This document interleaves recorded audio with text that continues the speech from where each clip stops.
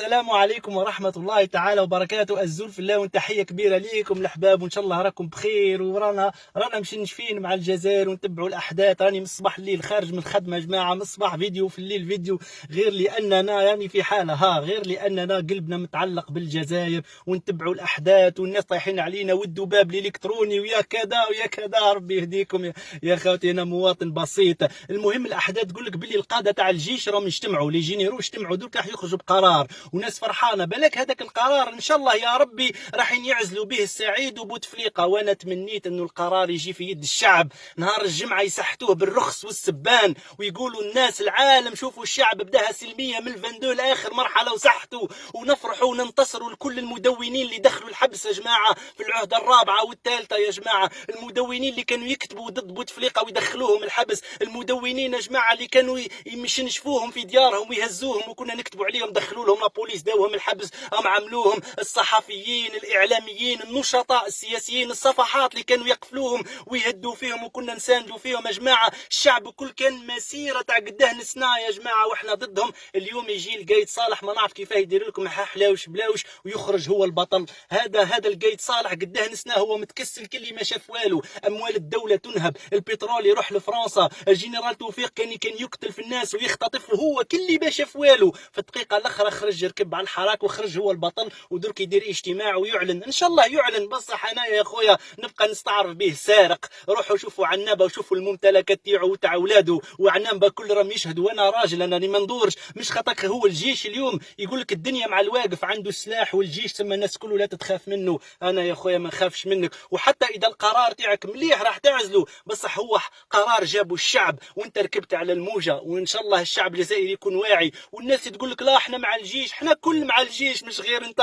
بس احنا غايضتنا كيفاه يا جماعه، كيفاه يجي عبد كيما هذا وعن بالكم بالسيره الذاتيه تاعو، عن بالهم جزائريين كله العنامبه كل السيد هذا وش يسوى يا جماعه، ويقولوا لي يا خليه معليش عن بالنا به ما يسواش، بس درك نسحقوه يا خالتي. تخليه ربي سبحانه واعتصموا بحبل الله جميعا ولا تفرقوا، تخليه ربي الجبار وتروحوا في واحد خطاك حاكم الجيش اي تجي دالته خالتي. المهم انا كما كتبت في الصفحه تاعي، اذا هما سبقونا واعلنوا على عزل الرئيس وعزل السعيد، مبروك عليكم يا شعب الجزائري انتصرتوا، كانت الفرحه تكمل اذا الشعب خلاوه هداها. بصح سرقوا منا يا جماعه كما يقول لك الانتصار هذاك يا جماعه. الشعب يستاهل راهو تمرمد، الشعب راهو هبل. الشعب كي كان هذا القايد صالح يشوف في اموال الدوله تنهب هو ساكت مدور وجهه، كي يشوف الجنرال توفيق كان يختطف في الناس وكان يشعل الفتنه في غردايه وفي تيزي وزو ومخلطها توفيق، مش غير الى يومنا هذا للاجتماع الاخير والقايد صالح خايف ينطق حتى اسم الجنرال توفيق، خايف منه،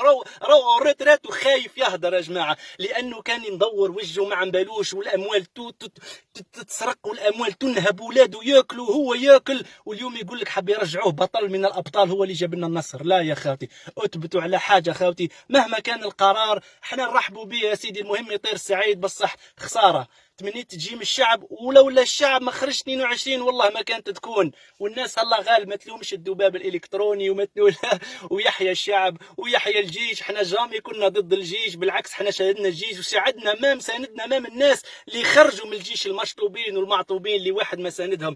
المهم اخواتي ما تلومونيش، قلبي معمر راني خارج من الخدمه. نتمنى هذا كل القرار تاع الجيش او قادر يزيد يخرج القايد ويقول لكم نحن نندد، او ديما يندد ولا يندب، هو مازال ما عندوش الشجاعه باش يهضر ويتخذ قرار وديما خايف ويندد. المهم ما تلومونيش، قلبي معمر خاوتي. تمنيت الشعب الجزائري يجيب النصر يا خاوتي، تمنيت، ولو اني ندعي ربي المهم يطير بوتفليقه ويطير السعيد ومن بعد يطيروا الاخرين كما يقول لك النزهاء اللي في الجيش، صح الفحوله اللي في الجيش، ان شاء الله يطيروا القايد في اقرب وقت يا جماعه، ونحافظوا على سلامه الجيش كما ديما نقولها، بين الجيش وبين الشعب ولا انقسام في الجيش كما ديما نقولها. ما كان نزيد نعاود ناس موسوسه بركه.